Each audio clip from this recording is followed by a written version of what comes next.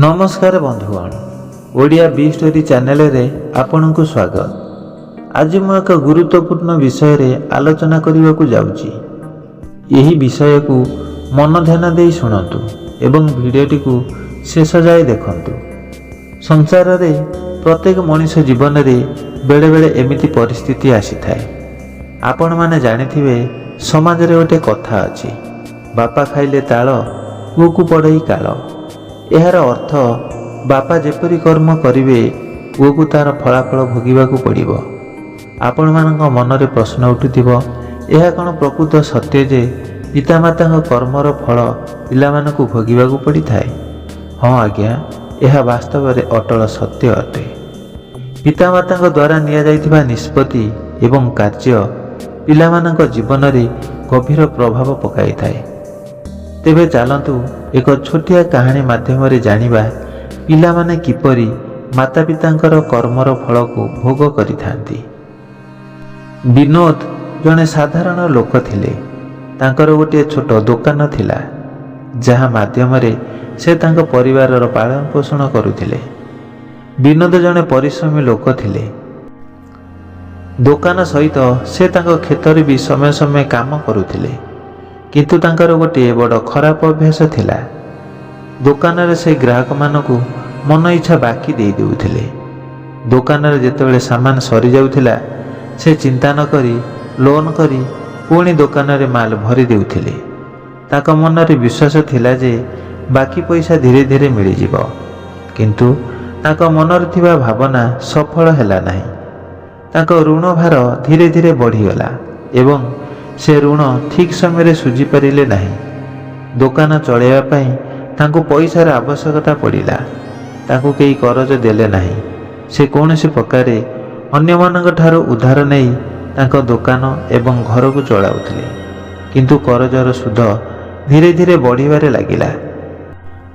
विनोदर पुआ छोट बेले जानि पारु नथिले जे काहेकि तांको बापांकू सदाळे पैसार आवश्यकता पड़ुची, किंतु धीरे धीरे बड़ हैला परे से तांको बापांको असावधानता को बुझी पारिले। किंतु सेतेबेलकू करजर भार बहुत बढ़ी जाइथिला। तापर दिने दुकान बंद हो गला। जे माने करज देइथिले से माने दुकान को नहीं गले। से मानकर सब संपत्ति बिक्री हो गला। राहुलर कॉलेज जीवार स्वप्न भांगी जाइथिला। स्कूल फीस देवा पई तांको पाखरे पैसा नथिला। से बड़ हेले भल मनीष हेबार जो स्वप्न रखिथिले ता भांगी चूरमार हो गला। पितांकर एपरी परिणाम पाई राहुल पूरा रागी जाइथिले, किंतु से बापा को किछि कहि पारु नथिले।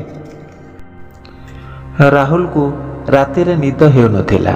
घर उपरे करजर भार एवं घर को चलाइबा पई प्रतिदिनर खर्च ता सहित निजर पाठपढ़ा तांकू बहुत टेंशन देउथिला। एही सब विषय रे से सदाळे चिंता करुथिले। शेषर से निष्पत्ति नेले जे से हार मानिबे नाही। से भाविले जेमिति हेले तांकू ए समस्या रू मुक्तिबाकू हेबो।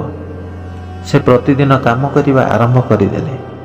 पितांग चलनी ठारू राहुल चलनी पूरा अलगा हो गला। से बहुत कठिन परिश्रम करी धीरे धीरे तांको करज को सुझिबाकू लागिले, किंतु तांकू से ऋणर छाड़रू बाहर को आसवाकू अनेक वर्ष लागिगला। धीरे धीरे राहुल निज गोड़े छिड़ा हवा आरंभ कले। से तांकर स्थिति को सुधारिबारे सक्षम होई परिले। से बुझी सारिथिले जे बेले बेले मनीष परिस्थिति रे फसी जाए एवं ठीक निष्पत्ति नहीं पारे नाही। राहुल यह मध्य शिखिला जे आमे आम जीवनर निष्पत्ति गुड़ा को ठीक भाव में बुझीसुझी ग्रहण करने उचित, कारण आमर कार्य आम पिलामानकु मध्य प्रभावित करिथाए। बंधुगण, यही कहानी आमको यही शिक्षा मिले जे आम कर्मर प्रभाव सीधा आम पिलामानक भविष्यत उपरे पड़ी थाए। विनोद को असावधानता ता पुत्रर शिक्षा उपरे प्रभाव पकाइला। जदि से ठीक निष्पत्ति नहीं थांते एवं करजर भार रे बुढ़ी न रही थांते, हुए तो तांको पुओ जने भल मनीष होई पारि थांता। राहुल पितांग करज को तो सुझीदेला, घरर आर्थिक स्थिति को बदलैला, किंतु ता मन रे थिबा स्वप्न को से साकार करि परिला नाही।